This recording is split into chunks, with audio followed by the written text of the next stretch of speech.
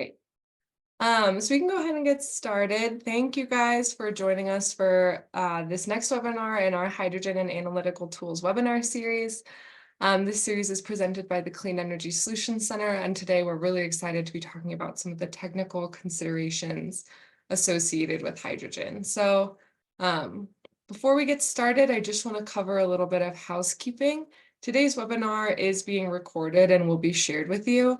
You're automatically muted upon joining and throughout the webinar, so please use the chat feature to share your thoughts, talk with your your other participants, your peers, and add input. If you have questions, it's great to use the Q&A function, and we will plan to address those questions during the Q&A sessions throughout the webinar. If you have any technical issues, please use the chat feature to message Sophie Schrader. You can also adjust your audio through the audio settings. If you're having issues, you can also dial in and listen by phone, and that information can be found in your registration email. There's also an option for simultaneous translation and captioning. So if you go to your toolbar at the bottom, you can change your caption language if that's helpful for you. And then at the end, we'll be launching a survey for this event. Your feedback is really valuable to us if you can fill out that survey. So with that, we'll get started.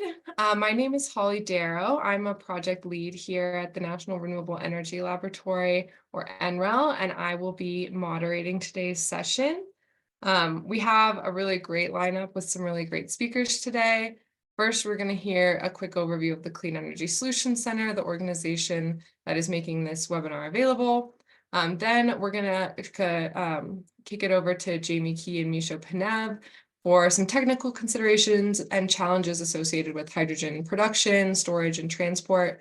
After that, there will be a short Q&A session on that presentation. Then Misha will give an overview and demonstration of the H2A and H2A Light tool, followed by a final Q&A. So really excited to see your questions and get to their content. Like I said, my name is Holly Darrow. I'm a project lead here at NREL, and I'll be your moderator. We also have Misho Panev. Michael, or Misho Panev, is a senior analyst here at NREL and currently on detail to the U.S. Department of Energy. He specializes in techno-economic analysis for energy applications of hydrogen and has over 20 years of experience in the hydrogen field. He has degrees in chemical and mechanical engineering, as well as an MBA. We also have Jamie Key. Jamie Key is a hydrogen analyst in the Center for Integrated Mobility Sciences here at NREL. At NREL, he performs techno-economic analysis involving hydrogen production pathways, hydrogen infrastructure, and heavy-duty hydrogen vehicles. Jamie conducted his postdoctoral work at Washington State University and holds a PhD in mechanical engineering from the Colorado School of Mines.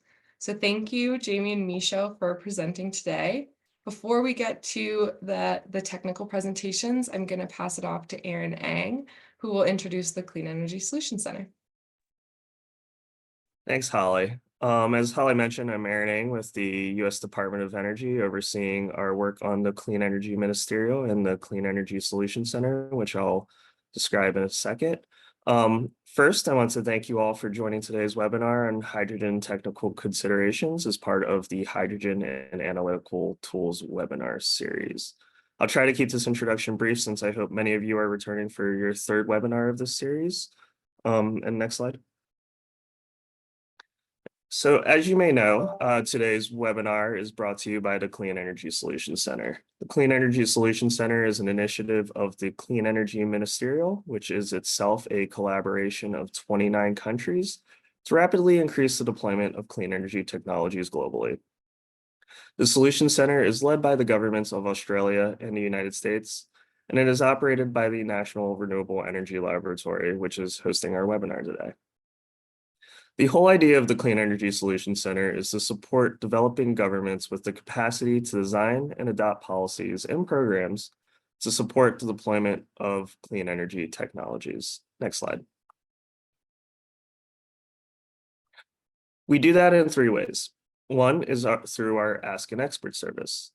This service is available to any government that needs additional capacity to support a clean energy question or policy issue, and it is available free of charge to developing countries. All you need to do is go to our website and apply to get that question answered. We've answered over 300 requests in the history of the Clean Energy Solutions Center, and we hope to answer yours in the future. Another way that we support governments is through training and capacity building.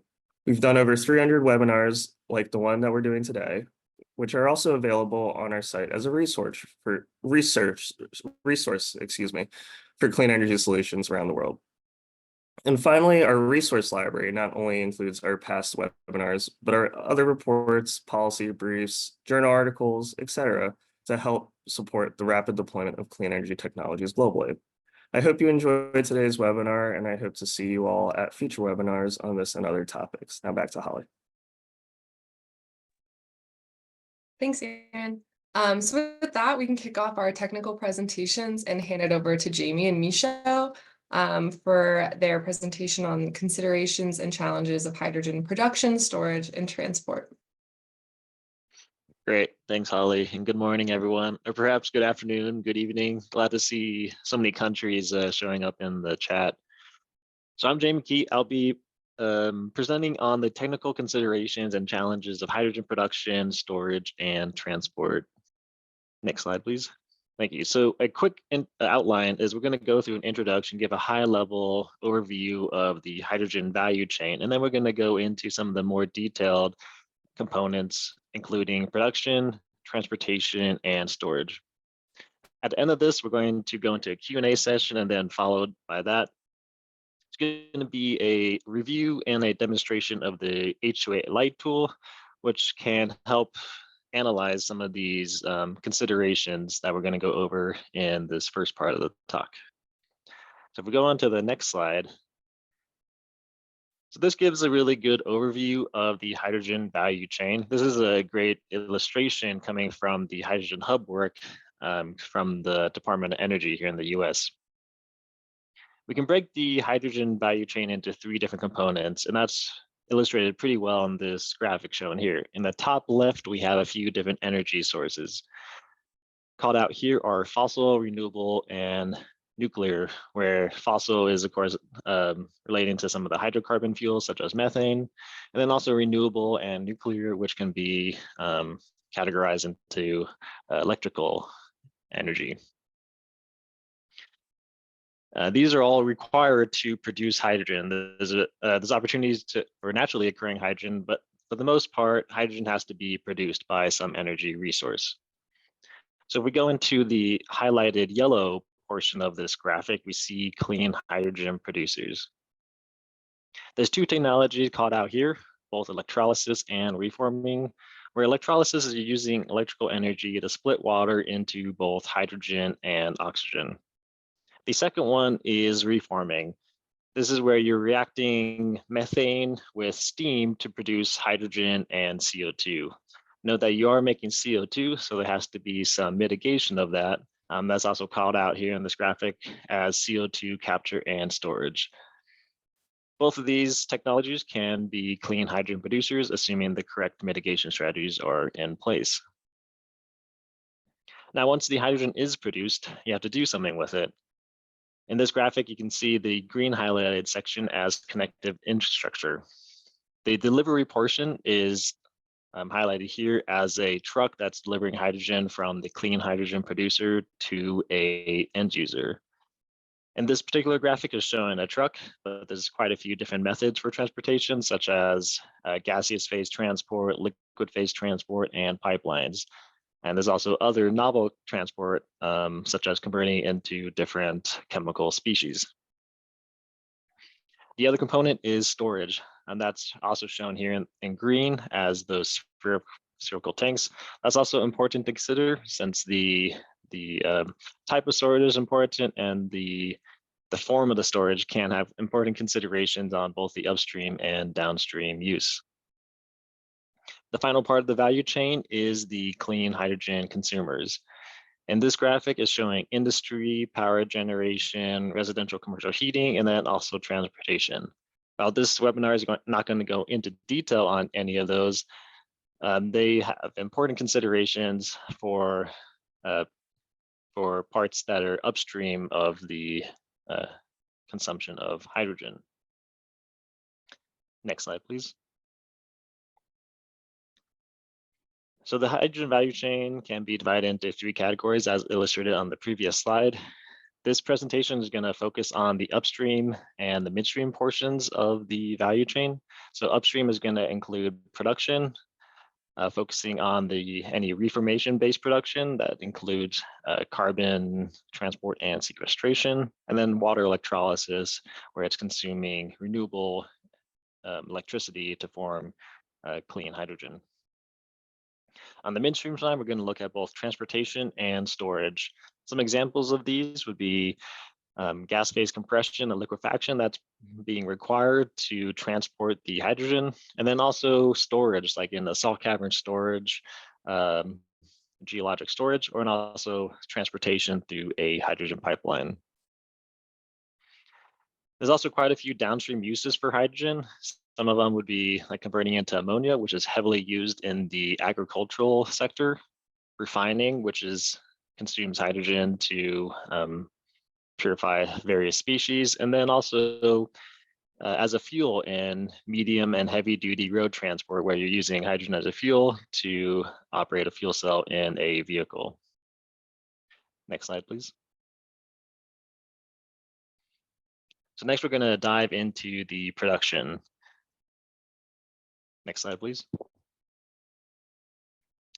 There's quite a few methods to produce hydrogen, including now there's reports of hydrogen naturally occurring. And these are generally qualified by different colors. So I'm sure you've heard of green hydrogen, and you can see that in this graph here is that it's renewable energy is the energy source, and this can be coming from water electrolysis. There's a whole different rainbow of colors of hydrogen. So you can see there's like turquoise for natural gas pyrolysis, blue for natural gas reforming with carbon capture and sequestration, and also black for more standard methods such as coal gasification. While these colors are useful for describing the different pathways, however, they're not really quantitative to telling how green or how clean the hydrogen production method is. If we want to go more quantitative, we can look at the life cycle carbon emissions. And this is typically described in kilograms of CO2 emitted per kilogram of hydrogen produced. The graph on the right shows a few different technologies overlaid onto a graph that shows the production cost in dollars per kilogram of hydrogen versus the life cycle carbon emissions. If we start from the far right, we see some of the more carbon intense processes such as steam methane reforming and coal gasification, which have a lot of carbon intensity. As we move to the far left, we see less carbon intensive processes, such as if you're including carbon capture and sequestration with steam methane reforming. And then also in the top left, you can see various electrolysis methods using renewable energy. This is very important for considering production of hydrogen, as you want to be producing clean hydrogen, and while colors are useful for describing the pathway, it's not a fully descriptive picture of how much emissions are coming from this production pathway. On the next slide, we'll go into electrolysis and steam methane reforming. As I mentioned, electrolysis is a process that we can produce clean hydrogen. There's a few different electrolyzer technologies, and here I'm going to quickly talk about 3 different ones. The first one is alkaline water electrolysis. So each of these technologies have various applications, degrees of maturity, and of course, advantages and disadvantages for each case. And for each case study, it should be important to consider which application or which technology is best suited for each application. So alkaline water electrolysis can be more effective for if you're constrained on palladium group metals, whereas PEM electrolysis, also known as proton exchange or polymer electrolyte membrane, they require a PGM catalyst. However, they do have other advantages such as a fairly simple cell design, smaller footprints, and can achieve fairly high current densities. The alkaline water electrolysis and polymer exchange, polymer electrolyte membrane electrolysis, both are using liquid water. There's another technology called solid oxide electrolysis, which it operates at high temperature and converts steam into hydrogen and oxygen. While this one is not as high of a degree of maturity as the other two, it still has a very interesting niche where it can use waste heat and tie in with various other technologies. Now, electrolysis is not a unused technology. If you look in this top right graph, you can see installations within, or planned installations and existing installations within the US, where the orange circle is between 1 and 100 megawatts, and then there's some installations that are on the gigawatt scale. So this is fairly exciting to see that there's so much planned installations within the US for electrolyzers. There's also been a lot of movement in the US with the hydrogen hub work. Recently, there's been a DOE record publishing some of the results of the initial progress in the hydrogen hubs. The pie chart in the bottom right shows some of the planned installations coming out of the hydrogen hub, or various hydrogen hubs. You can see over about 3/4 of the installations are planning to be polymer electrolyte, and then followed by 15 or 16% alkaline, and then the remaining is other technologies which include solid oxide electrolysis. It's also important to consider the cost of electrolyzers, also included in this most recent DOE record. There's also showing the capital cost of electrolyzers and how they can change as the installation or as the size of the installation increases. And also it denotes between installed and system cost. Of course, more details can be found in that DOE record, which is in the link at the bottom of the page. On the next slide, we're going to talk about steam methane reforming. Natural gas reforming is how the majority of hydrogen is produced today. Natural gas reforming can be broken down into two technologies, steam methane reforming and autothermal reforming. However, steam methane reforming is still the dominant method for producing hydrogen, and ATR is gaining some traction since it can produce a more concentrated CO2 stream and is important for downstream CO2 mitigation. The issue with natural gas reforming is that it produces carbon-intense products, primarily CO2. So to qualify for clean hydrogen production, there has to be some mitigation of carbon through carbon capture and sequestration. And the majority of these would go through a point source capture technology such as amine the solvent to capture the CO2 and then transport it to some type of storage. On the graph on the top right, we can see various production units of hydrogen within the US. This is all for steam methane reforming. The size of the circles denotes the size of the production unit, and you can see it can go quite large, up to 800 metric tons per day. And I believe this is from 2018, so there may be some updates to the sizing of some of those units. If you look at the bottom right graph, we can compare the carbon intensity of a free-forming process without CCS, or carbon capture and sequestration.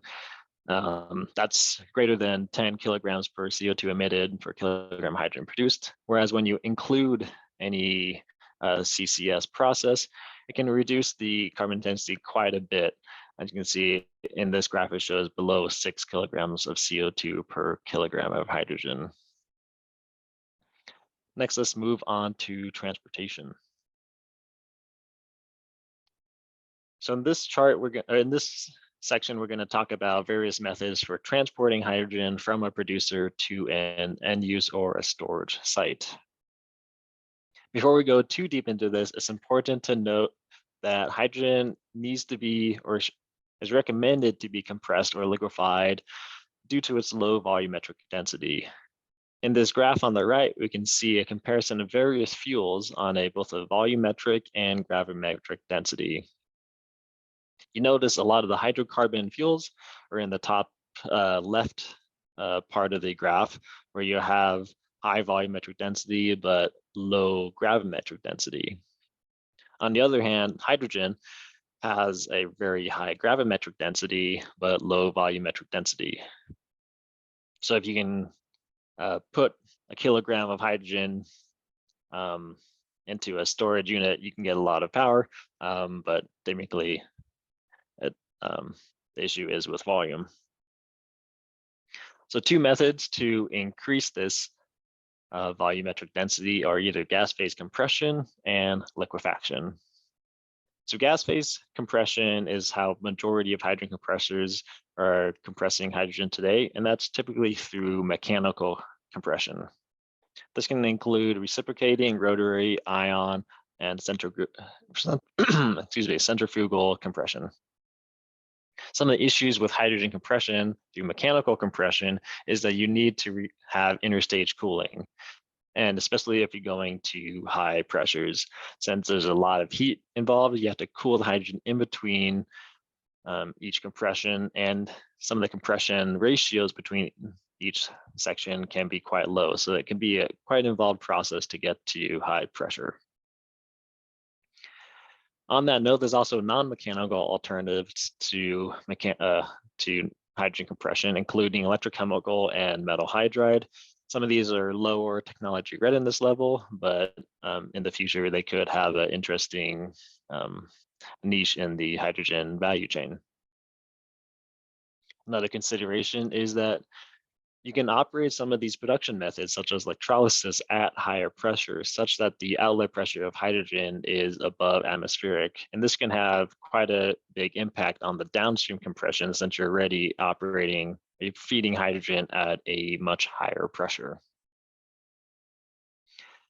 The other method is to liquefy hydrogen. You can see that also in the graph on the right, that it has a higher volumetric density than the compressed gases. With liquefaction, you're going to have to use a liquefier to cool the hydrogen to cryogenic temperatures to about minus 250 degrees C. In addition, because hydrogen is a liquid and the boiling point is so low, hydrogen can be lost through boil off or evaporation. So there has to be mitigation strategies in place such that you don't lose too much hydrogen. In addition, liquefaction has quite a large energy use relative to other compression technologies. So each compression or liquefaction pathway should be considered in addition to how it ties into the entire hydrogen value chain. Next slide, please. There's a few different pathways for hydrogen transportation, and I think that's really well illustrated in this graph here, which is coming from the DOE liftoff report. On the left, on the y-axis, we can see the volume in hydrogen tons per day, and on the x-axis, we can see distance in miles. And this is showing for gas phase trucking, liquid phase trucking, and pipelines. Each of these technologies have a general realm where they are probably the most effective for transporting hydrogen. So we can see for low volumes and low distances, or small distances, gas phase trucking may be the most economical. However, when you get to large distances, liquid phase trucking may overcome gas phase trucking. Once you get to high volumes, then pipelines are likely to be the best option for transport. It's also important to note that these boundaries are somewhat blurry for a reason, since each case study is going to be specific for which volume and which distance is going to be the best for each case study. Next slide, please. Next, I'll go into gas phase trucking. So in gas phase trucking, this is typically a gas tube trailer where hydrogen is transported on long cylinders stacked on a trailer, as you can see on the photo on the right. So you have a tractor pulling the trailer, and the trailer has a few cylinders, which stores the compressed hydrogen. The hydrogen has to be compressed to somewhat high pressures, somewhere in the realm of 300 to 500 bar.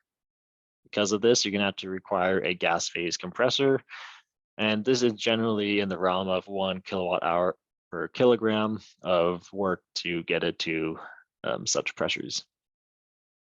Some of the issues with gaseous tube trailers are that it has a fairly low transport capacity.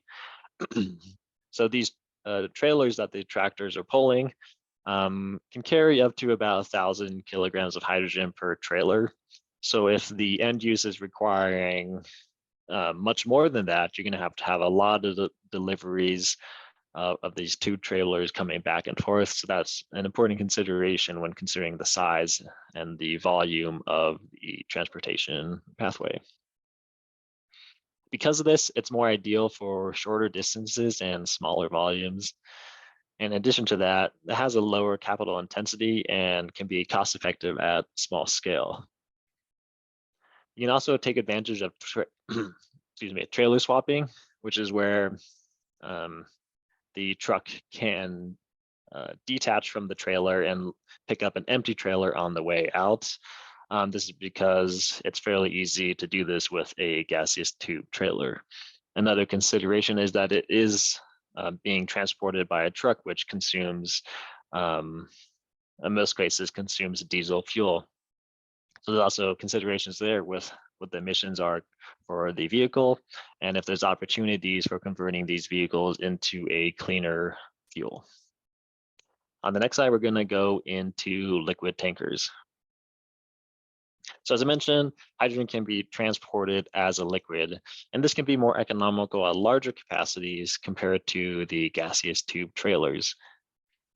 To get to liquid hydrogen, you're going to have to cryogenically cool it to minus 250 degrees C. And this is a fairly energy intensive process in the range of 10 to 13 kilowatt hours per kilogram. The reason this can be more economical over gaseous tube trailers is due to the higher capacity. These liquid tankers can carry up to about 4,000 kilograms of hydrogen, which is 4 times higher than the gaseous tube trailer. Because of this, it can be ideal for larger volumes, particularly where pipelines are not feasible to build. Some of the issues with liquid phase trucking is that it has a fairly high capital intensity, especially relative to gas phase trucking, and that's primarily due to the liquefaction process. In addition, hydrogen can be lost due to boil off. So mitigation strategies need to be in place such that you can recapture the hydrogen without exhausting it to the atmosphere. In comparison to gas phase trucking, this can be a slower process since you have to do a low temperature liquid transfer or vaporization strategy from the liquid tanker. So it's not as easy just to drop the trailer and swap it with an empty one. On the next slide, we're going to talk about pipelines. Pipelines can move large volumes of hydrogen over large distances, and that takes advantage of economies of scale. Pipelines are going to be transporting compressed gases, and they have a relatively low cost of transport for high volumes of hydrogen and long distances. But generally, this is not very common for low volumes of hydrogen. And this is mostly due to the initial pipeline construction. It's pretty time intensive, and the capital intensity is quite large. Because of this, you're going to want to require stable and creditworthy off-takers who are going to demand significant volumes. You don't want to build a pipeline and then an off-taker back out, and then you're going to have a pipeline basically stranded. Hydrogen pipelines are not a totally new technology. There are about 1,600 miles of hydrogen pipelines in the US today. And another advantage to pipelines is that it can provide access to geologic storage. This is that we're going to talk about in the future section about storage. but a lot of storage can be location dependent. So there's pipelines that can transport it to the storage site and then over to the end user. This can be another attractive consideration. Let's move on to the next slide. Because I discussed hydrogen pipelines, it's also important to note hydrogen blending. So hydrogen can be blended into natural gas networks at certain blend ratios, but at certain blend ratios, it may require modifications to the pipeline. The play for hydrogen blending is that there's a lot of natural gas pipelines already in the ground that is well connected through the various components of infrastructure. So if we can make use of this, this could be an easy win for decarbonizing some sectors. So this is once again using compressed gaseous hydrogen. It's going to be at the same pressure as whatever the natural gas pipeline is going to be at.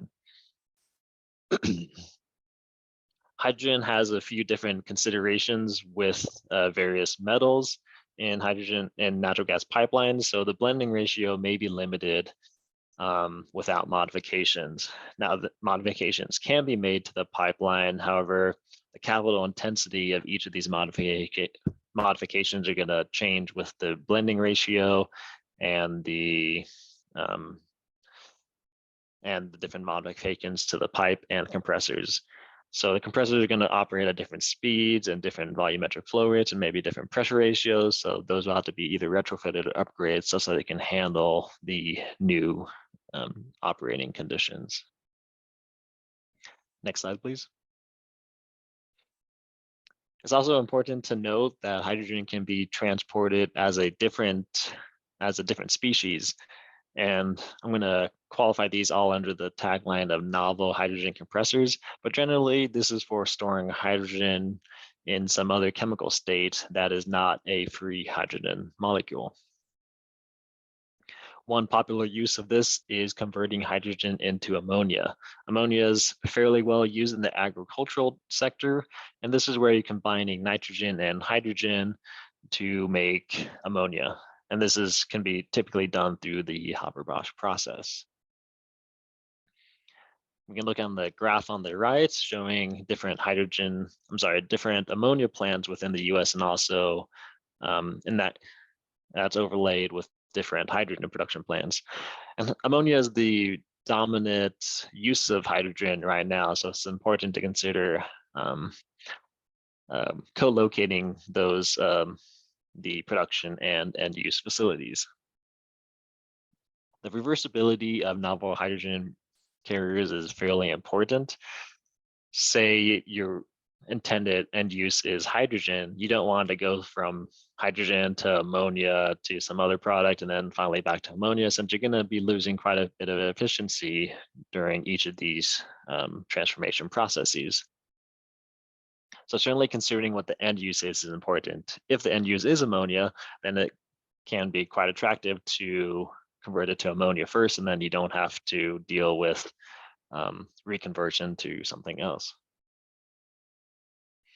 It also should consider the stability of the chemical carrier.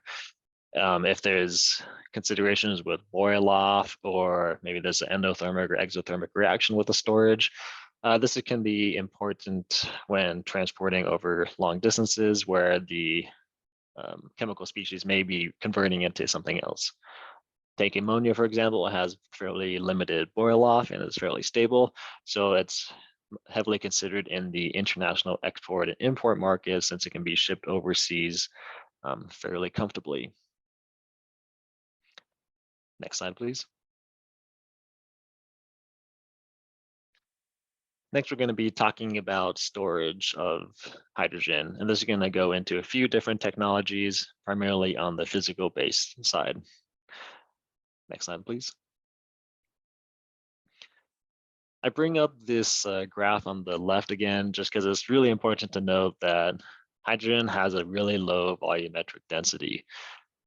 So as you increase the pressure, you can get much higher, you can get higher volumetric density, and liquid is the highest volumetric density between the 700 and 350 bar gas phase. Because of this, you need to consider various storage strategies. There's a few various options for hydrogen storage, including physical and material-based storage. For this presentation, we're going to mostly focus on the physical-based, where it can include geologic storage, compressed gas storage, and liquid hydrogen. Next slide, please.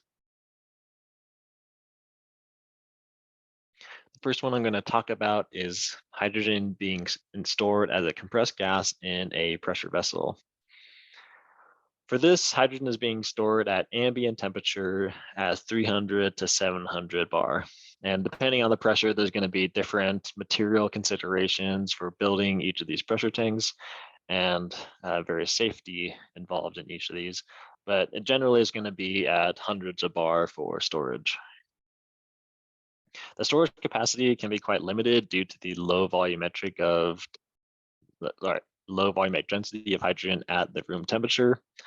It's a fairly high unit cost operation, so dollars per kilogram is fairly expensive. But if you're trying to store small volumes of hydrogen, it can be quite economical since the total capex is going to be quite small at smaller scales. The next slide is going to talk about liquid phase storage. Once again, liquid phase keeps coming up because it gets a higher volumetric density than gaseous hydrogen.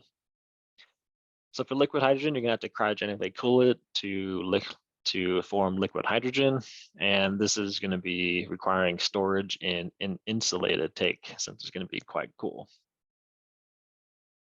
This allows storage of large volumes of hydrogen, but it requires quite a large capex investment, and it's roughly 10 times that of compressed gaseous storage tanks. Hydrogen liquefaction can use about 30% of the hydrogen energy content, which is quite large if you're considering on the lower heating value scale. Because you have to use so much energy for liquefying it, you want to make sure that that is worth the energy investment relative to how much energy you're getting out of the hydrogen. In addition, liquid hydrogen may not be viable for long-term storage. And this is primarily considering the boil off. Since you have to keep it relatively cool, you're gonna have to do mitigation strategies for boil off, such that you can either add a refrigeration loop to re-liquefy the hydrogen or make use of the gaseous phase hydrogen. Next slide, please. There's also geologic storage options for hydrogen, both as salt deposits and hard rock outcrops. First one I'm going to talk about is salt cavern storage. So these are geologic formations created by salt deposits that can store gaseous hydrogen at elevated pressure. Here I'm providing 70 to 190 bar, but this could change based on the depth of the geologic formation. The issue with salt caverns is that they're location dependent. As you can see on the graph on the right, this overlays various salt deposits within the US at various locations within the US. And you can see it's fairly spread out, and not every state is going to have access to salt deposits. So if using salt cavern storage, certainly transportation to the salt cavern storage is an important consideration. However, salt cavern storage provides large-scale storage and fairly low capital costs on a dollar per kilogram basis.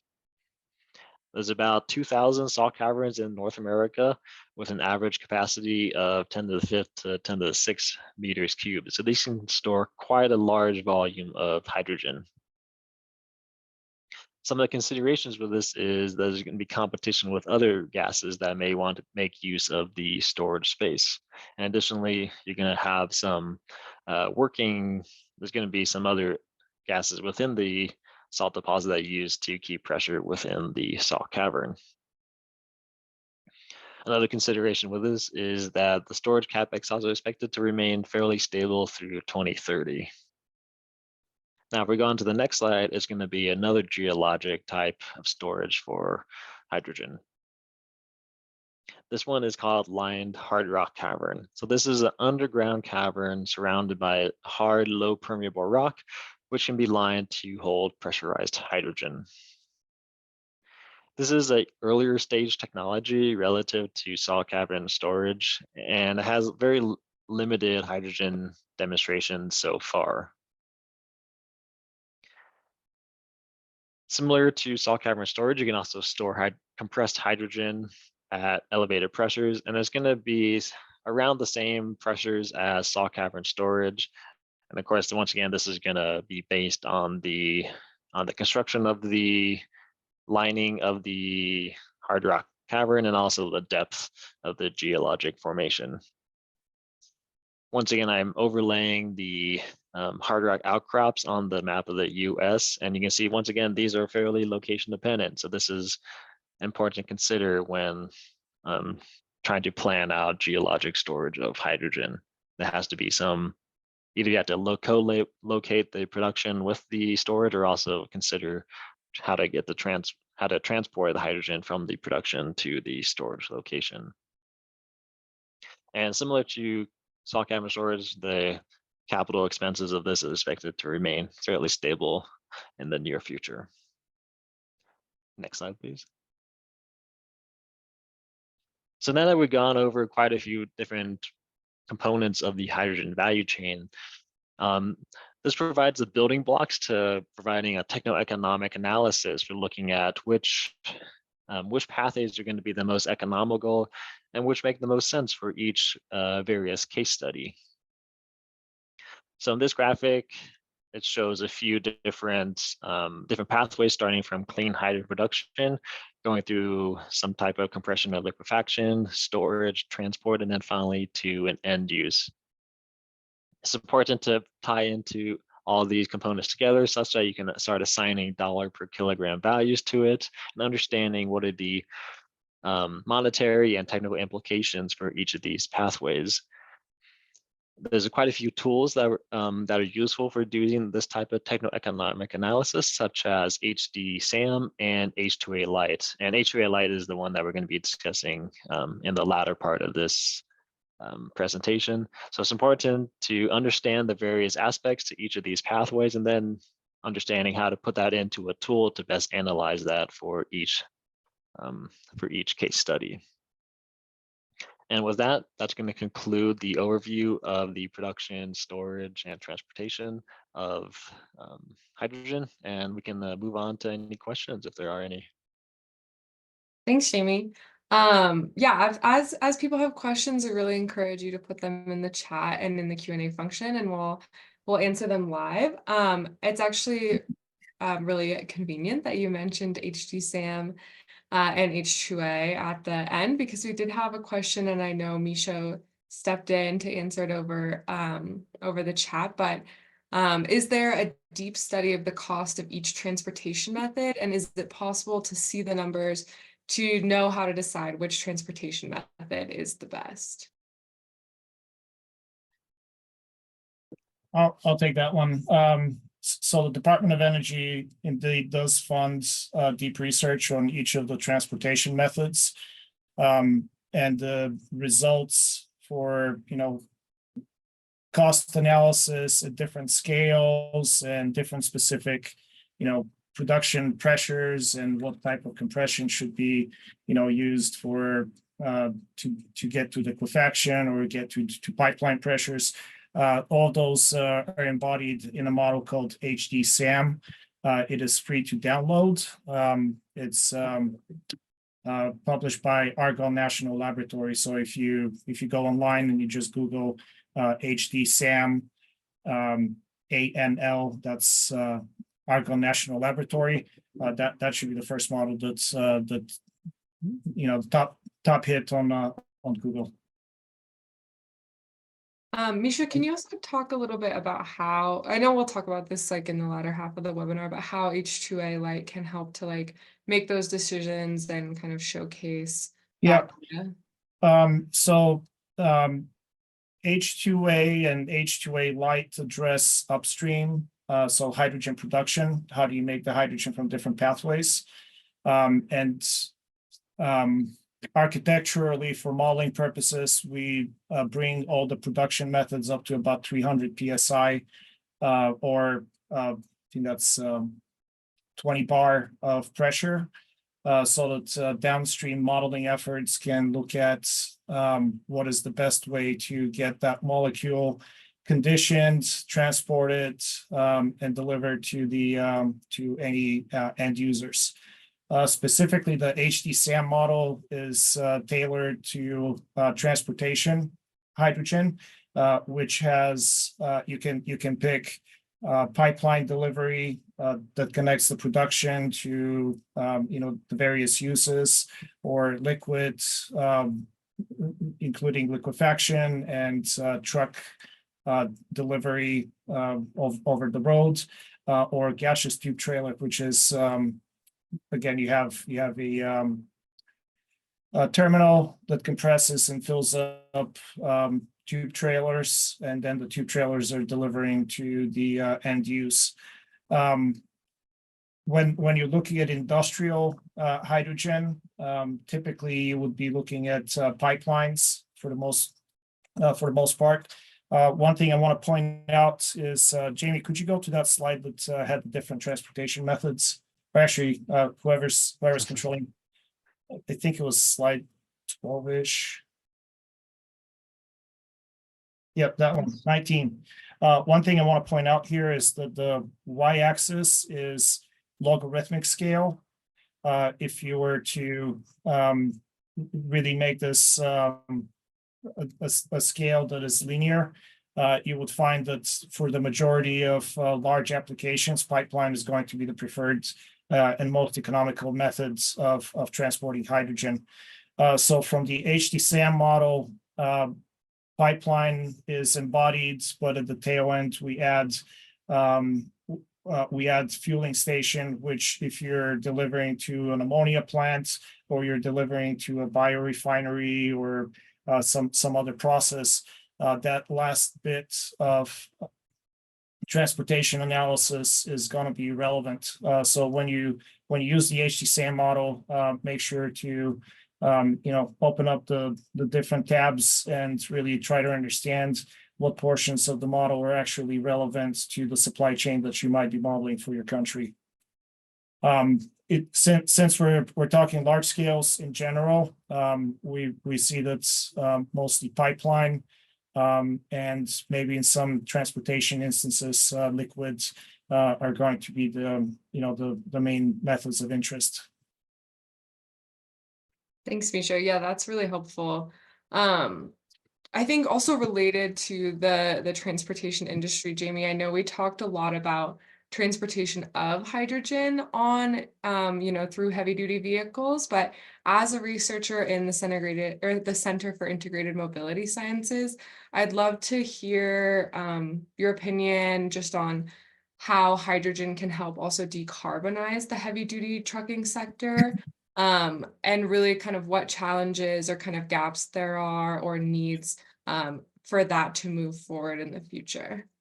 Yeah, so one of the primary near, or at least within the next decade, markets that we're seeing to be strategically being developed is the heavy duty trucking. There are two modes of using hydrogen to enable long distance freight. One is using fuel cells. Another one is using combustion engines, and both of those are being in development right now by the truck manufacturers. They both have certain benefits. If you have a drive cycle that uses the engine of the vehicle at relatively high power rating. In that case, conventional combustion becomes somewhat competitive compared to fuel cells due to relatively low cost of engines today. There is a large manufacturing base for engines.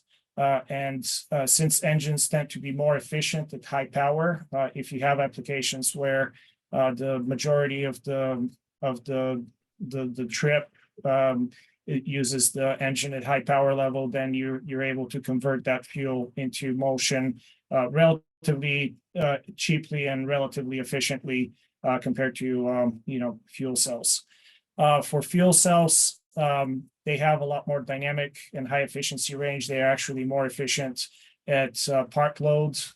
So if you have a duty cycle where you're transporting things that are more bulky than heavy, so for example, if you're transporting packages, we're seeing companies like Amazon in the United States transport a lot of packages, and trucks tend to be what's called cubed out, meaning that they run out of volume before they run out of space. For those types of applications, the engine often operates at part load, and or rather the powertrain of the vehicle operates at part load, and for those applications, fuel cells tend to be a more efficient way. You have early on you have higher upfront capital cost, but you end up saving on fuel expenses due to the more efficient operation. The obvious challenge with these types of vehicles is obviously infrastructure. However, when we look at freight infrastructure, it tends to be along highways, which are what we call linear infrastructure. So if you want to connect a corridor that is a heavy freight corridor, you can put relatively few hydrogen stations, and you're relative to providing a two-dimensional light duty infrastructure.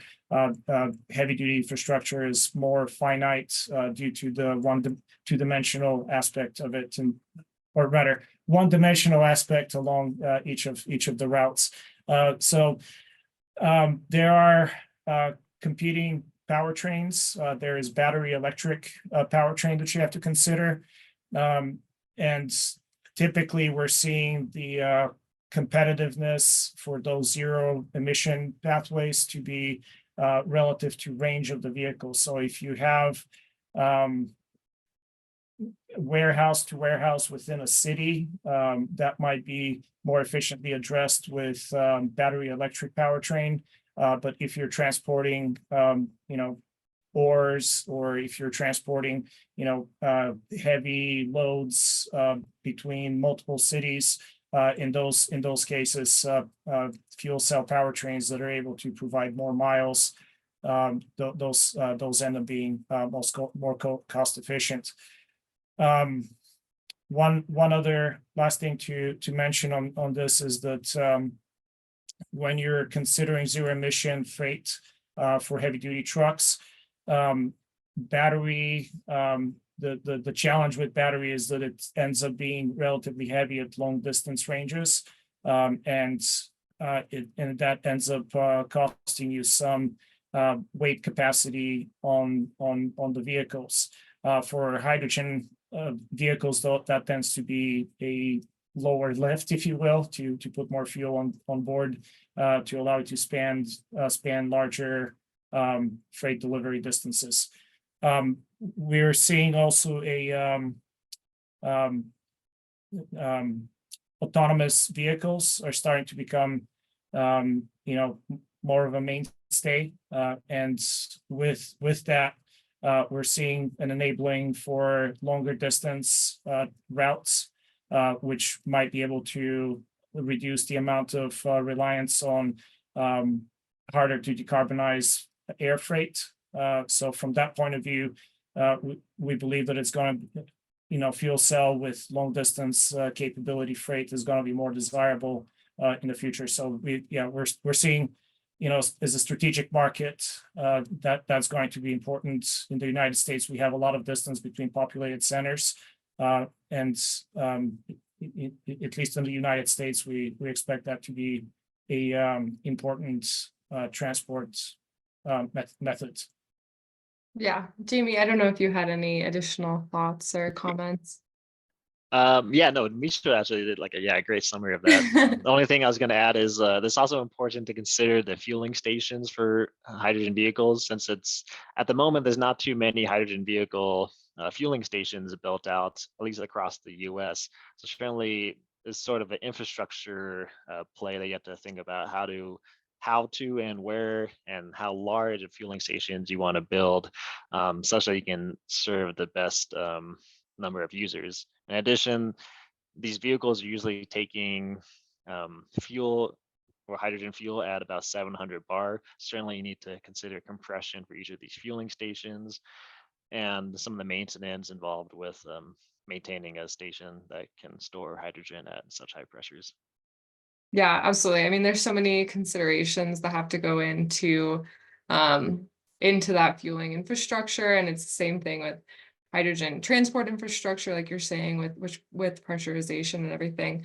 With that, I just want to, before we end this Q&A session and hand it off to Misha, I just want to touch on two questions that we got from the last session that I think were a little bit more applicable to this session. And one of them, and I'm not sure actually, if there is, but one of them was if there was any research on hydrogen transport and storage in areas that are prone to weather events or other types of events like earthquakes, and how that may affect, different considerations for storage. Yeah, I haven't heard that one before, but I'll venture. If we take so one thing that we're seeing for hydrogen, that it's particularly effective for long duration storage. So if you want to store many kilowatt hours worth of electricity, or worth of energy, or BTUs or megajoules, whatever international units you prefer. If you want to store a lot of energy, that is a lower cost option than storing in things like batteries. So batteries are today very effective at storing couple, maybe up to 10 hours or so worth of energy. And whenever you have a weather event or natural disaster, you might run out of your primary energy supply quickly. You might have higher demands for electricity or for transportation needs, and the buffer capability for economy-wide buffer, we're seeing that hydrogen might be able to play an important role there. In terms of vulnerability, yes, some storages might be more vulnerable than others. One thing that we have learned from our vast experience with natural gas infrastructure is that pipelines and geologic storage of natural gas is very resilient to earthquakes and to weather events, relative to, for example, the electric grid, or to other modes of providing energy to the economy. So from that point of view, we do find that hydrogen, especially in geologic storage, is a very resilient and relatively low cost method of providing energy for resilience. One other thing to consider is if you have an event, you want to have diversity of energy supply. So if you're relying on just one type of energy storage, or you might find that whatever the nature of the natural disaster or weather event, you might find that it is more impactful to one or another energy storage or energy source. So from that point of view, we see that the landscape being diversified is a prudent thing to do. So having some hydro and some battery and some different types of storage is a potentially prudent way to address natural disasters and weather events and spikes in demand, heat waves, what have you. Yeah, absolutely. Yeah, thank you for bringing that up. It came up in that, or thank you for answering. It came up in the last session, and I think you make a really good point that we've learned so much from natural gas infrastructure that's also able to apply to hydrogen infrastructure, but ultimately diversification is what helps to address those things. And then finally, this also came up in the last session to bring it all the way back to hydrogen production and electrolysis and other methods is what do you do with byproducts like O2 or are there any applications that you've seen? And I know that this has been like really interesting to consider. Yeah, so there are a number of byproducts. First one that comes to mind is oxygen. And there are a number of different ways to use oxygen. One of my favorites is to use it for aquaculture. So the people do a lot of fish farms. Apparently, if you have low oxygen content, if you have a higher oxygen content, the fish tend to not need to swim just to supply themselves with oxygen, so they consume less food to produce a pound of fish for as a food. So that's one. There is oxygen need as a chemical. We're seeing in the energy sector some technologies need oxygen in order to be able to sequester carbon dioxide more efficiently.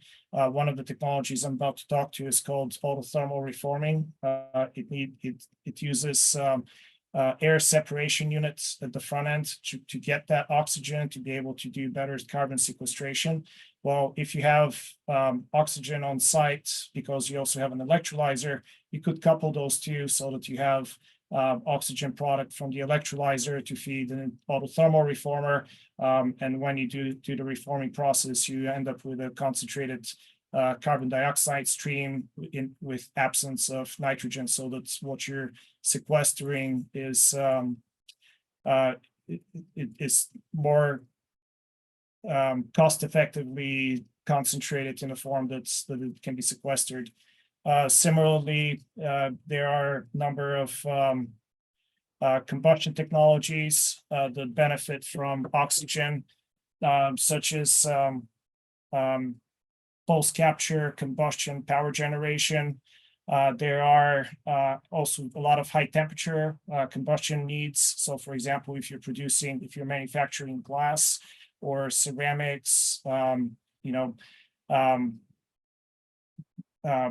they need on the order of 2400 Fahrenheit. I don't have the direct translation right now to Celsius, but typically those high temperature needs also for cement manufacturing.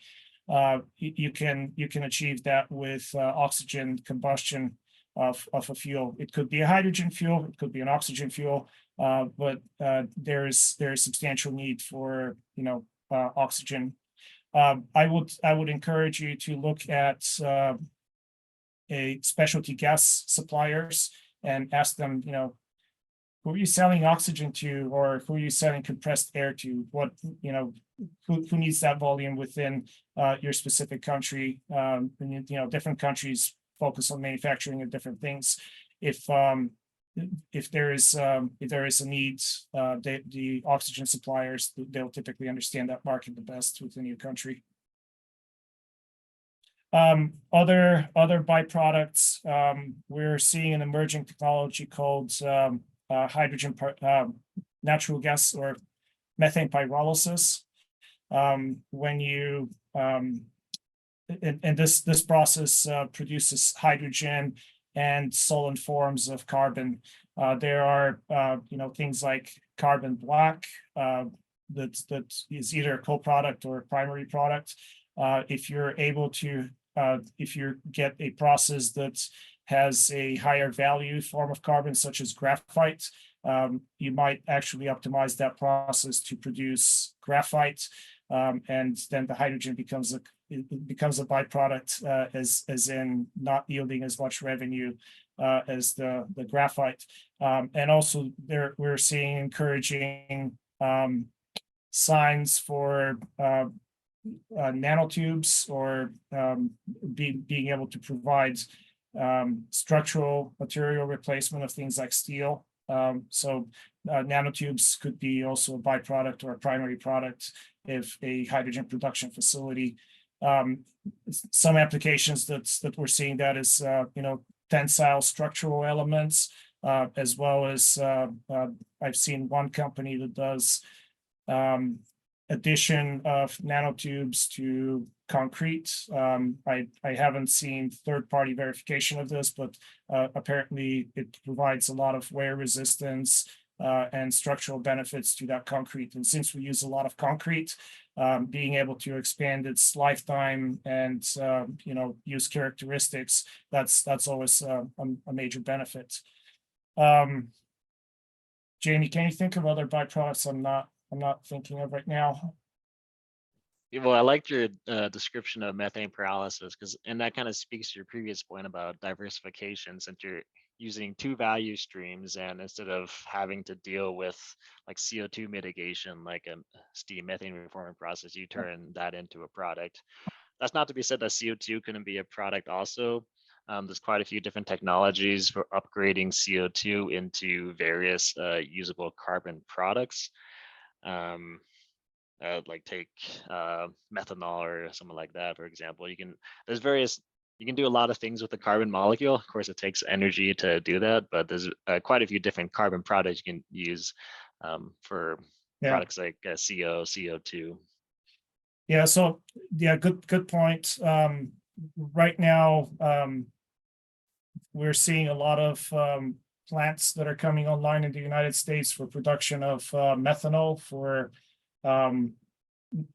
it appears to be mostly for as a bunker fuel or something for the maritime use.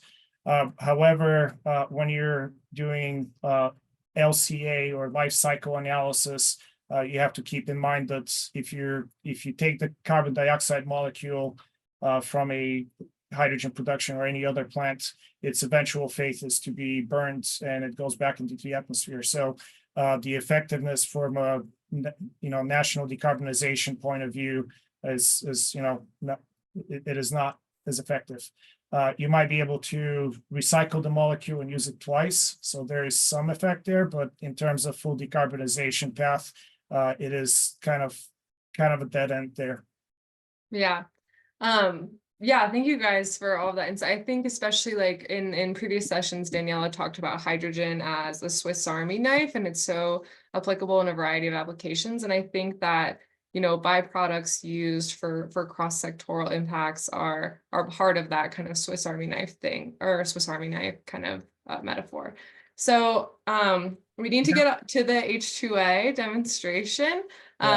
We will continue to answer your guys' questions over text and also in the final Q&A at the end of this session, but I'm going to stop my screen sharing and hand it over to Misho to run through the H2A tool and demonstrate. So as you guys have questions about the tool, please put them in the Q&A and in the chat, and we can address them throughout the demonstration. Sounds good. Can you guys see my screen? Yep. Fantastic. I was having technical difficulties until the last moment, so I'm glad that everything's working. So in this presentation, I'm going to kind of do a little bit of a deeper dive into two of our models for hydrogen production. One of them is called H2A, which is a very detailed model for each of the production pathways, and also a model called H2A Light, which gives you the same answers, but it doesn't. It stays at relatively high level, and it doesn't contain quite as many details, but gives you a view of what the technology does on a economic basis. Let me see if I can advance my own slides. So the first model is H2A. This model was initially developed by the Department of Energy to allow focus of R&D dollars into different technological aspects, and it allows the Department of Energy to really look at what is the underlying technology rather than having each researcher provide their own analytical framework for how cash flow analysis should be performed. And then you're not able to distinguish, did researcher A use more expensive natural gas or lower cost of financing to make the technology look, optically better than other technologies. So in any case, this is a unifying framework for analyzing hydrogen technologies. It uses a common set of energy feedstocks, financing, methods for analyzing financials in order to arrive at a cost of hydrogen. In terms of inputs, it is an Excel-based software. It uses nationally derived projections for what natural gas price might look like in the cost-wise in the future, what electricity or woody biomass, coal. We use those projections as an input to the model. The model itself allows you to scale the capacity of individual production plants up and down. It allows you to test out different frameworks, either current technology or if the technology was to incur improvements over time, what those improvements would yield in terms of economic performance of that production pathway. The model also allows you to have a little bit of statistical analysis. So if you have uncertainty in some of the input parameters, you can see how they would affect the cost of distribution of costs of hydrogen based off of those uncertainties. So where to obtain the model? If you go to our friend Google and type in H2A and perhaps even add NREL, National Renewable Energy Laboratory, it's going to populate on your search bar towards the top. This is the direct link to the model. The model itself has 6 different pathways that are pre-populated. One is biomass gasification. This is the use of the carbon in biomass, such as wood or agricultural residue that is fairly dried out, or construction waste that has a lot of wood in it. Technically, you can use even any carbon bearing fuel that's has favorable characteristics to basically mix it with steam at very high temperature, which allows for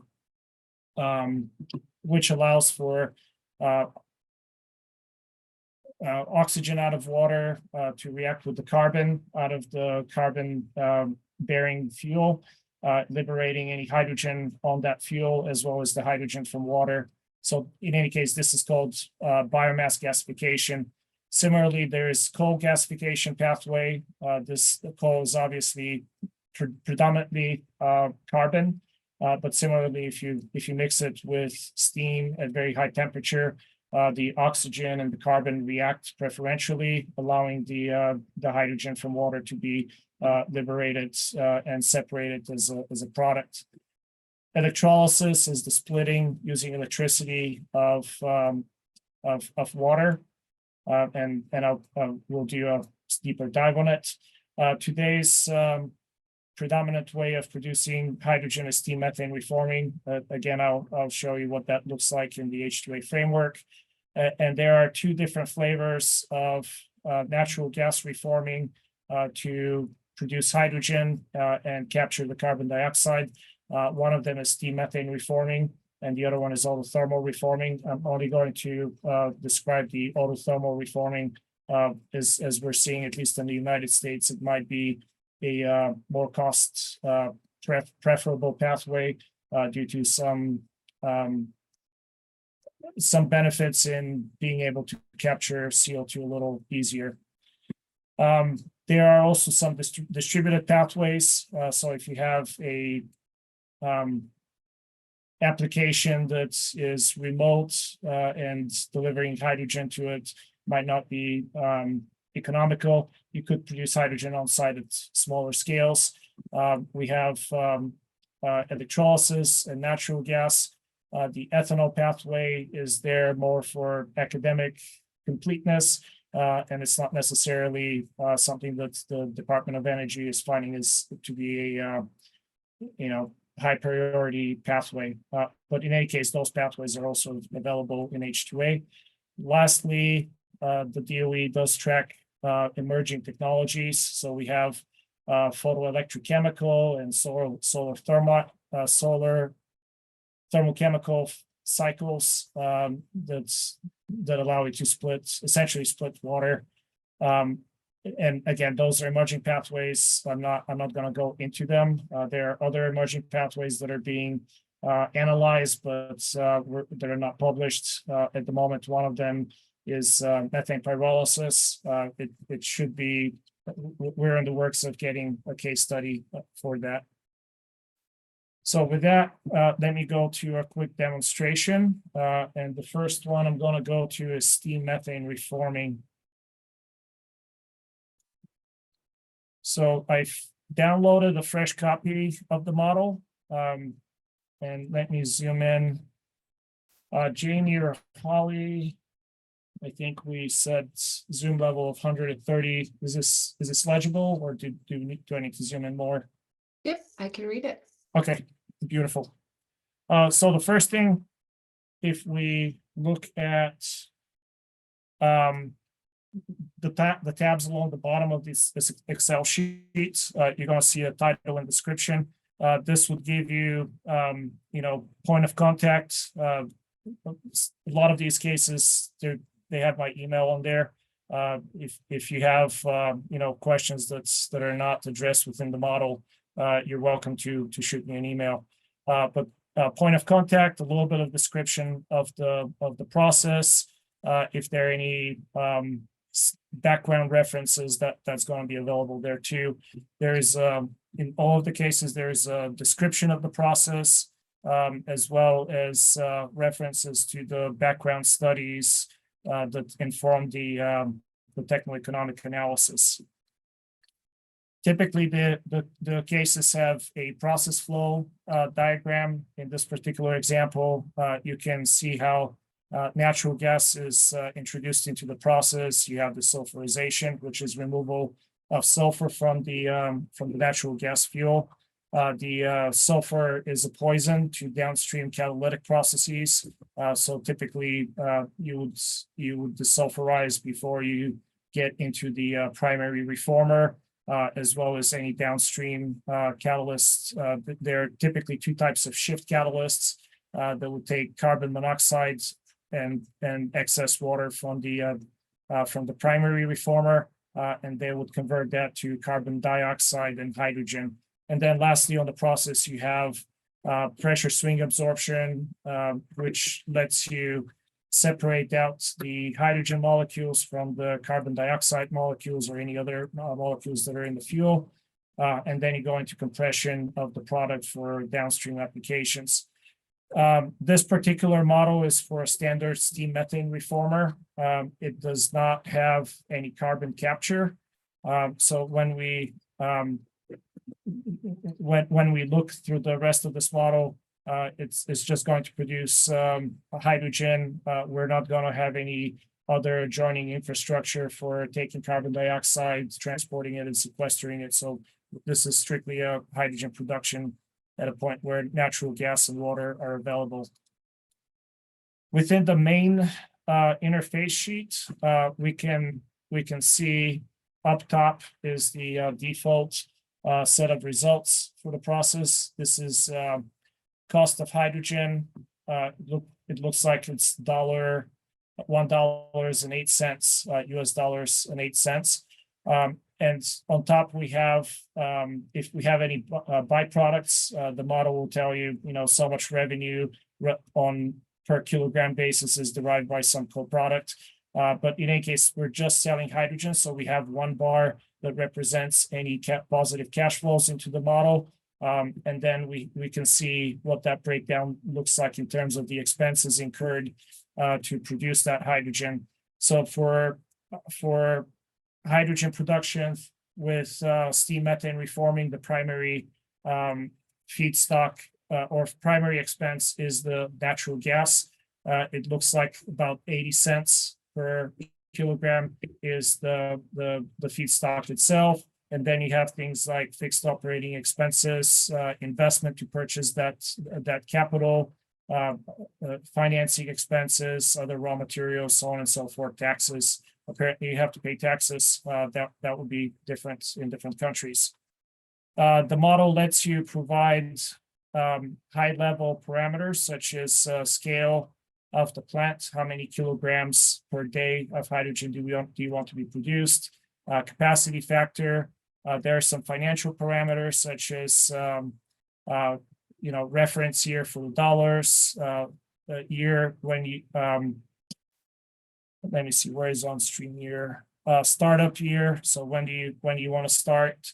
In the H2A models, we try not to change these numbers very frequently because we want to try to keep a R&D perspective rather than perspective of what's the economy doing.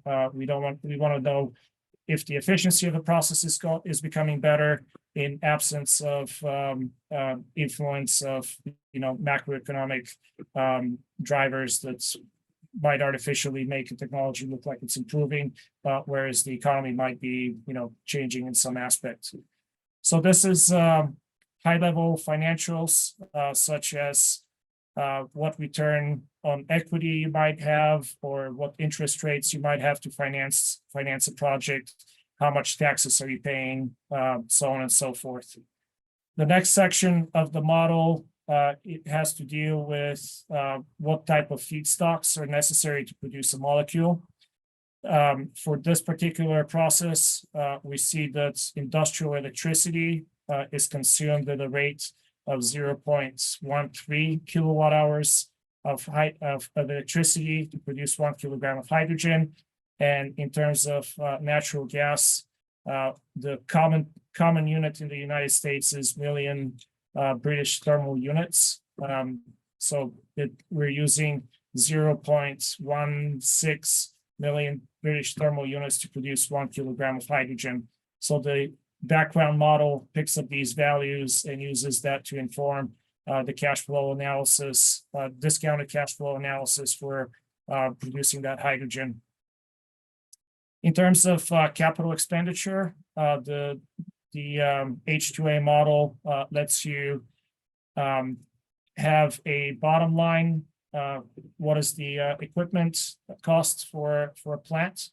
And if you, it also gives you a breakdown of that cost. Here we can see that for steam methane reformer, you have subcomponents such as electric plant, cooling system, hydrogen production. These are the actual primary reformer, shift catalysts, instrumentation control, so on and so forth. So if you want to see what the breakdown is typically for one of these production pathways, the H2A model will typically have that available to you. We also have installation factors. Once you have equipment delivered to you, you need to be able to put it together. You need to be able to interface this reactor with that control system, with to get everything to talk together and be mechanically and controls wise integrated with on-site equipment as well as infrastructure for supply of natural gas, water, etc. So these are the equipment estimates as well as the installed equipment estimates. If you're interested in looking at the plant to different scales, we also keep track of how the equipment scales if you were to double the capacity or half the capacity. So we have scaling factors that are informed in here with the corresponding references as to how that equipment is expected to scale up and down. Besides equipment installation. There are other civil engineering aspects to consider, such as site preparation. If you're doing a greenfield and you need to put up a parking lot or make a foundation or have a building that houses certain elements, you might have site preparation. You might have engineering and design expenses. There is some project contingency that may be realized, or it might be just a budgeted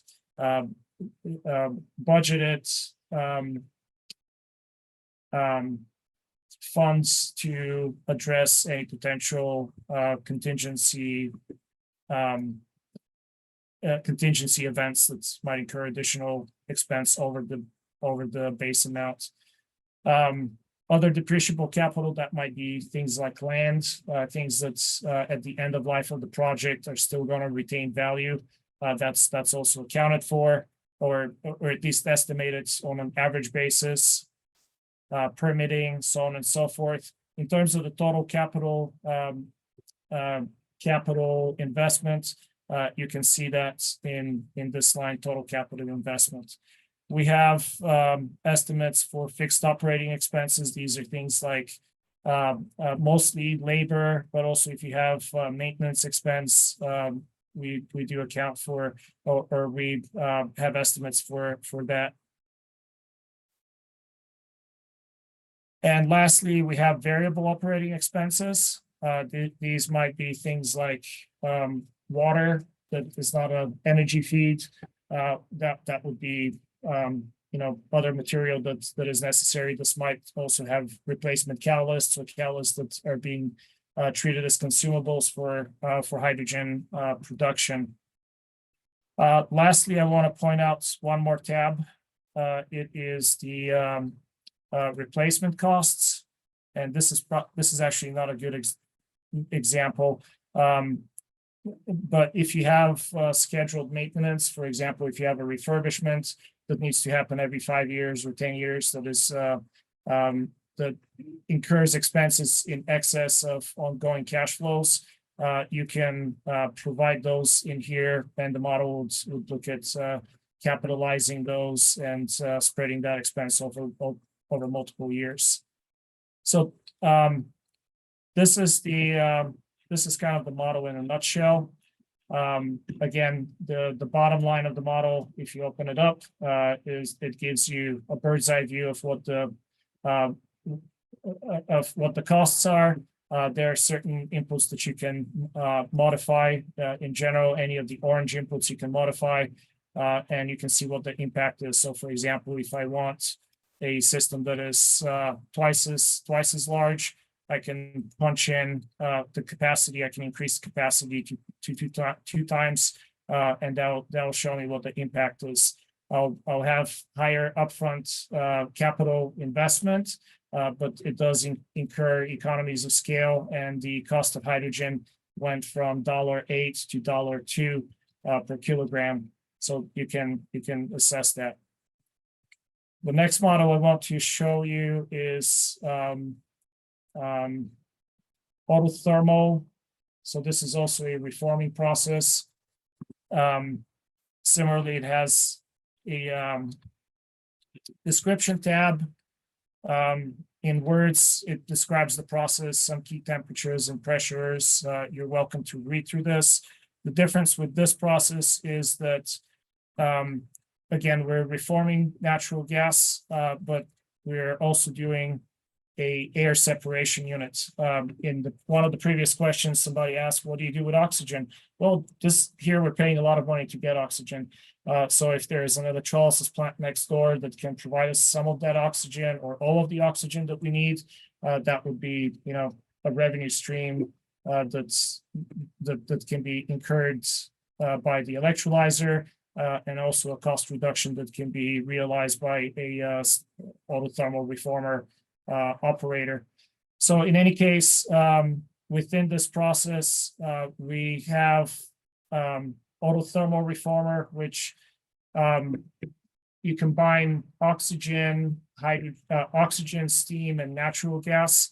The oxygen and methane react together and provide enthalpy to steam methane reform methane and water to produce carbon monoxide and hydrogen.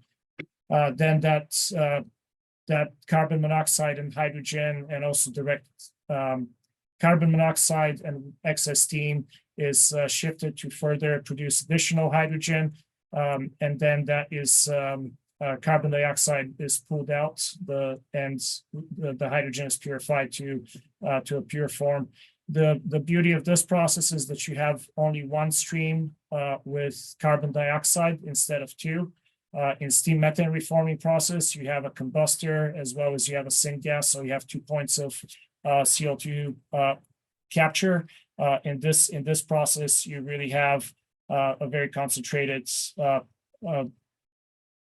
carbon dioxide that makes it easier to capture. Again, we have some process details. If you have a process engineer that would like to get into nuts and bolts of it, that process information is available here is in the form of stream tables. And also in the description of the process, you have the detailed study that you can have as a reference. I'm not going to go into all the nuts and bolts of this. We are seeing that with sequestration, the resulting hydrogen is more expensive. It is always cheaper to just vent carbon dioxide into the air than if you were to capture it. Then you have to transport it to a suitable geologic storage site and inject it.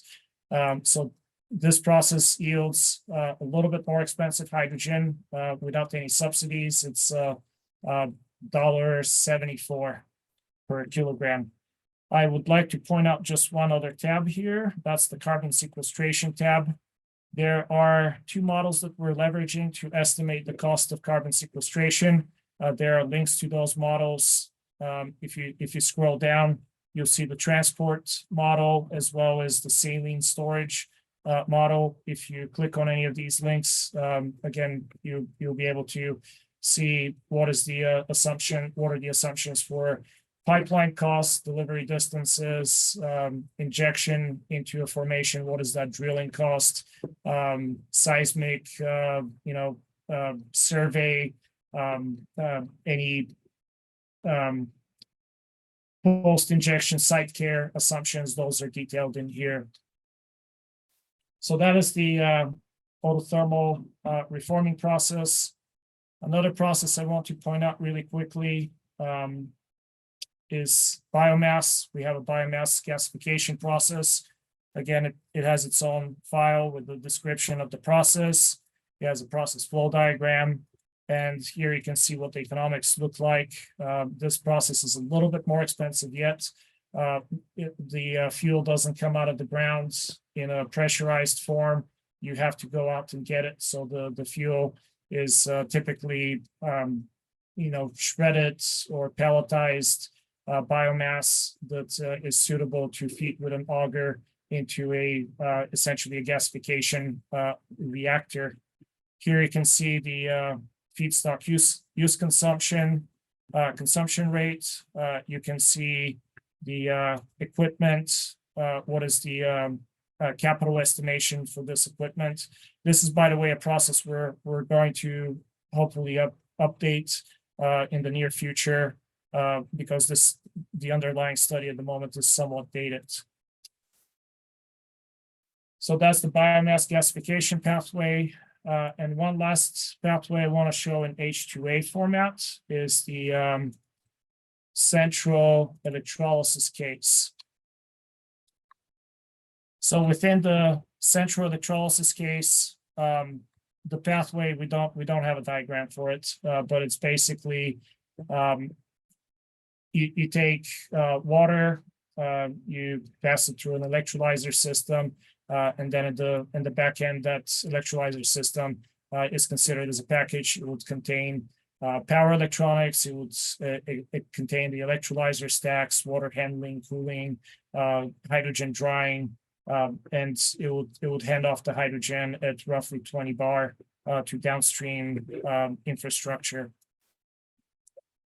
So one thing I want to point out is that the H2A framework in general does cost estimation on what's called an nth plant, meaning that what would the technology look like economically if it was being manufactured at very large scales. So it doesn't necessarily represent the ramp-up periods and the upfront equipment that is manufactured by hand. It will not cover small volume manufacturing cost estimates. So the estimates for system cost year are based off of very large volume of manufacturing. This is especially important distinction when it comes to electrolysis and the H2A framework for electrolysis estimation, because this really represents what the cost would look like if the manufacturing was already at scale. As we can see, again, hydrogen is even more expensive in here, but there are some other benefits of electrolysis that are, the production pathway has different characteristics, and in some regions it might be preferred to other pathways of hydrogen production. So that's the H2A model in a nutshell, and I'm gonna close some files here. The next model I'm going to review is the H2A light model. So the H2A light model is a lot more financial, provides a lot more financial rigor. It uses a model called H2 Fast as its underlying financial framework. There have been a lot of new mechanics introduced into the United States, such as tax credits, and capital incentives, and we're seeing very nuanced ways of financing or incentivizing or taxing hydrogen production pathways. So from that point of view, we wanted to get the hydrogen production analysis to be in a more rigorous financial framework. Also, we're seeing a lot of new entries to the market in terms of new analysts that want to look at how does hydrogen fit into larger models, and they want to know the top line of what are the financials look like, rather than getting into the details of what the process details look like.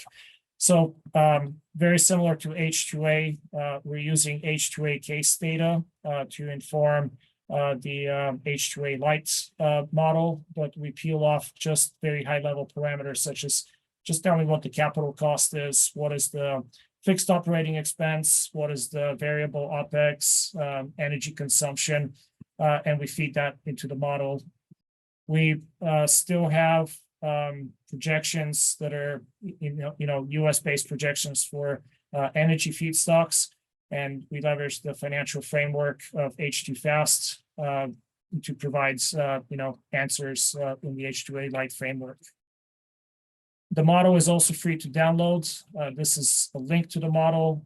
Also, if you Google H2A-light, it's typically the first item to populate. I'll go over this in detail in a demo, but in general, the model lets you it's a one-stop shop for all technologies. You don't have to open multiple files. Along the top of the model, you can click different technology that you're interested in, and it has most of the pathways that are available in H2A. It will give you a representation of the financials, and also let you customize the inputs to the nth degree. If you have different cost of natural gas or different efficiency of a process, if you have a quote from somebody with slightly different estimates, or if you have different on-stream factors, you can modify the high-level inputs that most analysts need. And I'm not thanking you just yet. The next thing is a demo of the H2A lights model. Looks like my Excel has crashed.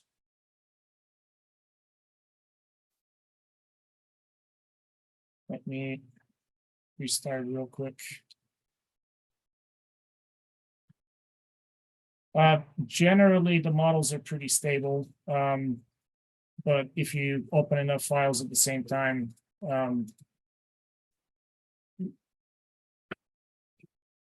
sometimes things go sideways.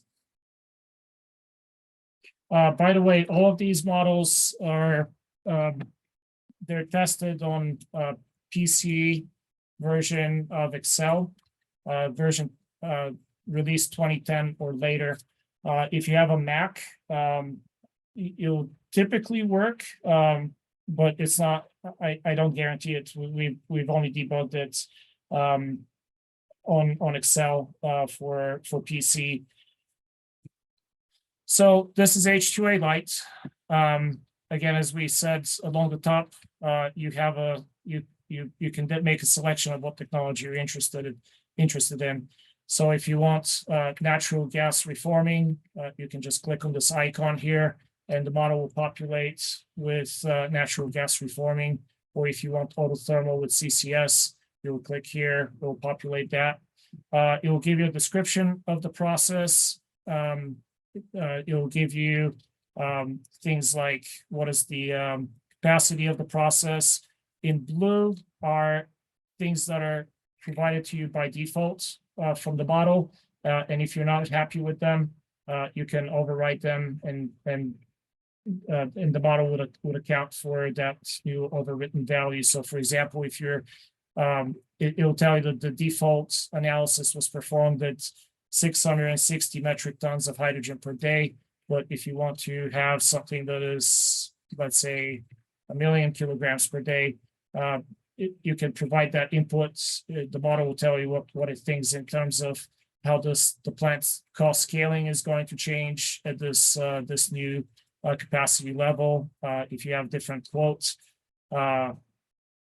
if you have a different quote for what the reformer costs, you can overwrite that, and the model will account for those automatically. So inputs that you can modify: capacity, technology, capital expenditure, fixed operating expense, variable operating expense, lifetime utilization factor. You're also able to modify things like annualized replacements. If you want the model to if you want to spread out the cost of refurbishments over time, you can do that with one value, or you can tell the model, I want a more nuanced. I want to be able to say, let's say, every 5 years I replace 30% of the capital, and the model would go and would provide you with the financing expenses to capitalize those refurbishments. So some technologies, for example, electrolyzers. If you have to restack an electrolyzers every X number of years, and that is a financeable event, you can specify that in detail. The next section here is feedstock consumption. You can see that the steam methane reformer was using the autothermal reformer was using certain amount of electricity in units of kilowatt hours per kilogram of hydrogen, as well as natural gas, as well as water. If you want to, if you have basis for it, you can overwrite these. If you don't like 3.5 kilowatt hours per kilogram, but you find that you're closer to 2, you can replace that value in the model. The model will compute on the basis of those overridden values rather than on the defaults that are provided. Similarly, if you have cost of electricity that is different than the projections, you can provide flat values for cost of electricity or cost of natural gas that reflects your specific economic situation. There is a section for co-products. For the moment, we're only looking at CO2 sequestration that is tied to, it's more of informative at the moment. There is also steam co-production that's at the moment, this is not a section that is really heavily used. In terms of financials, this model allows you to do equity costs, debt to equity financing ratio, interest rates. It lets you have depreciation that is, I know for IFRS, International Financial Reporting Standards, typically you would want to have straight line depreciation instead of accelerated depreciation, which is US based. This is taxation rate, and you can change the dollar basis. And this dollar basis is derived by general inflation that is observed in the United States. So it might not be directly applicable internationally.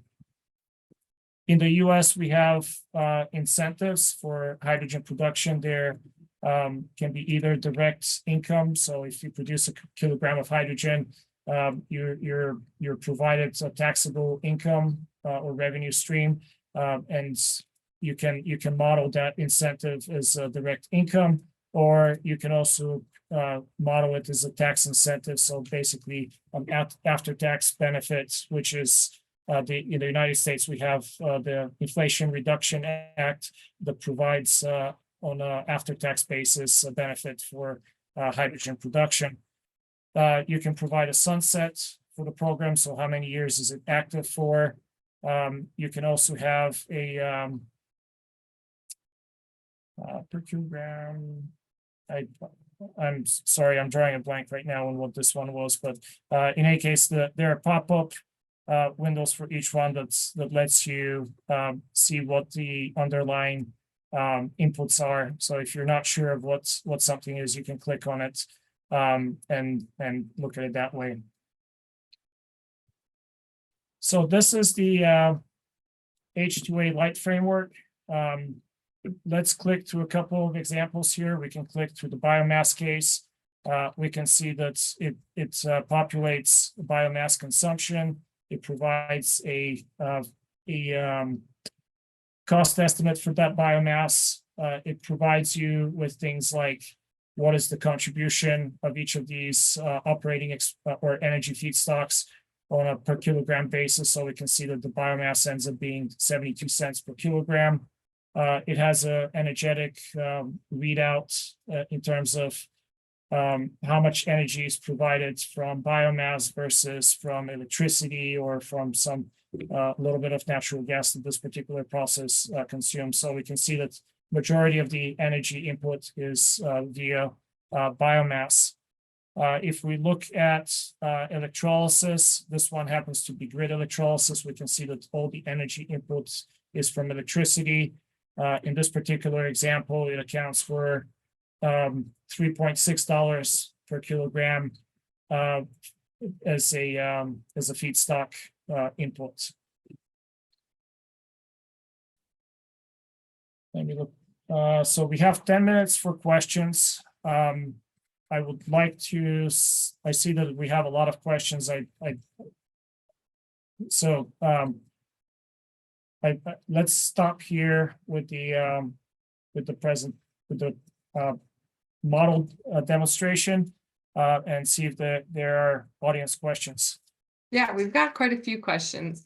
We have an open one from Assad, just saying, can you please share your experience with the assumption model? With the assumption made on percentage capital spent in construction and the decision of equity and debt financing for an electrolysis, biomass gasification, and steam methane reforming plant H2A based on the US chemical/hydrogen industry. Insights are valuable. Ooh, that's a lot of questions in one. We did. I was involved with hydrogen hub proposals that came in for the Department of Energy. So we've had some firsthand look at the the split between equipment and installation. Unfortunately, I'm not at liberty to discuss that. However, we recently published a let's see, did I stop sharing? We recently published a record that details the cost estimates. Can you see my screen still? Yep. Okay. We recently published a actually, Jamie, do you have that slide with cost spreads? Yeah, I'm actually Holly, do it. If you can Yeah. go Hold to on, I have it. right. Yeah, there's a handy link there if you don't mind sharing. But in any case, the for electrolyzers, we're seeing roughly 50-50 at the moment. So installation versus equipment is roughly 50-50. In terms of financials, hydrogen is an emerging industry. Yeah, that chart in the bottom right. Here we have digested analysis from the Department of Energy that was deemed to be, deemed to be not as sensitive because it doesn't identify the financial the costs of a specific company's electrolyzers, but it rather gives you a scatter of what do the electrolyzer costs look like versus scale and versus relative to what is the equipment costs and what is the installation factor, as well as you have error bars. We saw quite a bit of a spread in costs based off of different manufacturers, based off of scale, and that is embodied there. So this gives you kind of an idea. In terms of financing of projects, that is really a function of what is the what lenders you have online, what is their strategic interest in investing or becoming invest into these types of technologies, or what is their risk tolerance. We're seeing projects that are maybe coming out of the fossil end of things that are financed with internal funds on the equity at least. That those might be retrofit projects for taking a steam methane reformer and adding the carbon capture and sequestration. Those are really seen as strategic investments that are considered lower risk because you have a lined up long-term offtake agreement for that hydrogen. You're not relying on especially new technologies. So from that point of view, the cost of financing and the debt to equity might be a little more favorable for those lower risk investment technologies. For other technologies that might rely on electrolyzers that for example are that may have some technological risk. I mean, people have been using electrolyzers for a long time. They're not completely nascent technology, but from a lender point of view, from an offtake agreement point of view, they might be seen to have more of a business risk.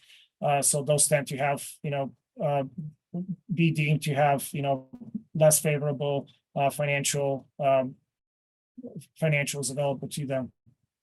Does that, I might have missed some aspect of your question, but I think this might give you kind of a picture of where those numbers come from. No, he said it helps a lot in the Q&A. Okay.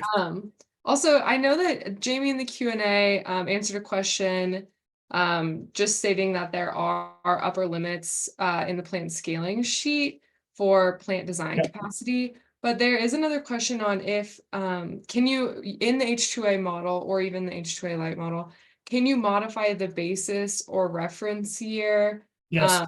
For example, like for technologies after 2016 or something like that. Yeah, so definitely. We're actually, right now, we're working on update to H2A light, which would let you change reference here up to 2023. We don't, since dollar,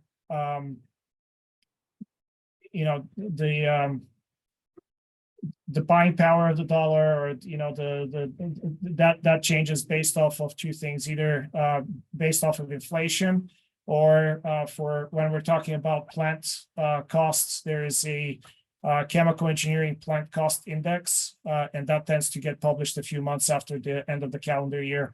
Right now, the inflation numbers were just published, and the CEPCI index is still preliminary for December. So in a couple of months, I'm hoping to have a updated version of H2A Light, which does bring us to the you know, the latest flavor of dollar, and would translate the cost estimates for plants to, you know, at least 2023, what that would look like. Obviously, we wouldn't be able to talk about 2024 because the cost estimates are retroactive, and we're not able to, you know, project what the dollar flavor would look like in the future. That brings me to another point, is that the H2A Light framework uses real dollars for financial analysis, which is usually finance is done on a nominal basis, but we're doing it on a real basis just to avoid that a little bit of a speculativeness of what happens if you're building a plant in 2040, and how that's, you know, cost of capital and cost of you know, feedstock, how those would be changed on a nominal basis. Yeah, that's really helpful. And then I know we're coming to the end of time. I know we mentioned that H2A and H2A Light are open source, and they're available at the links you showed, and also those links are available in the chat for anyone who's joining us. At those links, is there like a training backlog, or you know, kind of other resources that people can view to explore the tool? Yeah, there are a few DOE webinars that I encourage you to look at, that give you a flavor of how to use the models. The H2A Light model is self-documented. If you click on any of the inputs, we've tried to make it as user-friendly as possible, so people don't have to open multiple files. So if you click through the inputs, it will tell you what they do. It lets you audit the model there. If there is a detailed financial set of tables that lets you verify that what you're intending to model is what's actually being computed on financial basis. So if your cash flow for electricity consumption doesn't match what you're trying to model, you can audit that into that flow sheet. The H2A model has a documentation that is available as a link on the download site. So if you look there for user guides, you can find that in there. Awesome. Thank you so much, Jamie and Misho, for all of the knowledge and all the presentation. As we come to the end of the session, I just want to remind everybody that this series is being made available through the Clean Energy Solutions Center. If you visit our website, you can find the previous webinars and view other tools, open source tools that have been talked about. We are having another session coming up in 2 weeks on hydrogen markets and the rodeo tool. You can register for that session through this QR code or at the link that Sophie will put in the chat. And finally, I just want to reiterate, one of Clean Energy Solutions Center's flagship services is the Ask an Expert service, where if you're associated with a government entity, we can provide expert technical assistance at no cost to you. So if you're interested in receiving expert technical assistance on hydrogen or other topics, other clean energy topics, please reach out to expert@cleanenergysolutions.org, and we'll talk to you and kind of figure out what your needs are. Any questions related to H2A or H2A Light can be directed to h2a@nrel.gov. And I think that's all for today. Thank you, Misho and Jamie, for your time, and thanks everyone for attending. Thanks, everybody. Thanks. See you in the next one.